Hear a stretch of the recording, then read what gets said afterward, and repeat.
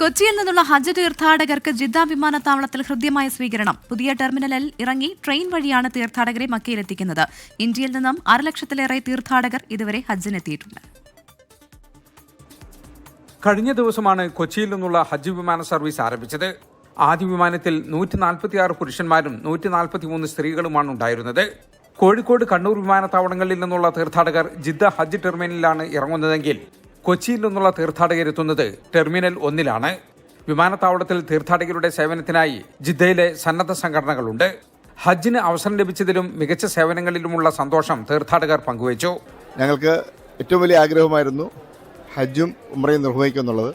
അതിന് പഠിച്ച നമ്മുടെ ഞങ്ങൾക്ക് എനിക്കും എൻ്റെ കുടുംബത്തിനും എൻ്റെ ബന്ധുവിനും പ്രാവശ്യം അവസരം ലഭിച്ചിരിക്കുകയാണ്. പ്രാവശ്യത്തെ ഹജ്ജ് ഏറ്റവും സമാധാനപൂർവ്വം ആകണം എന്നാണ് നമ്മുടെ പ്രതീക്ഷ. ടെർമിനൽ 1-ൽ ഇറങ്ങുന്ന തീർത്ഥാടകർക്ക് ഹർമൈൻ ട്രെയിൻ വഴി മക്കയിലേക്ക് പോകാനുള്ള സൗകര്യമുണ്ട്. ഹജ്ജ് ടെർമിനലിൽ എത്തുന്നവർ ബസ്സുകളിലാണ് മക്കയിലേക്ക് പോകുന്നത്. ഇന്നലെ വരെ 55,000-ഓളം തീർത്ഥാടകർ ഇന്ത്യയിൽ നിന്നും ഹജ്ജിനെത്തി. ഇതിൽ 35,000-ഓളം തീർത്ഥാടകർ മക്കയിലും ബാക്കിയുള്ളവർ മദീനയിലുമാണ് ഇപ്പോഴുള്ളത്. കൊച്ചിയിൽ നിന്നുള്ള ഹജ്ജ് വിമാന സർവീസ് മെയ് 30 വരെയാണുള്ളത്. സൗദി അലയൻസ് വഴി എത്തുന്ന തീർത്ഥാടകർക്ക് മാത്രമാണ് ടെർമിനൽ 1-ൽ ഇറങ്ങി ട്രെയിൻ വഴി മക്കയിലേക്ക് പോകാനുള്ള സൗകര്യമുള്ളത്. ജലീൽ കണ്ണമംഗലം, 24 ജിദ്ദ.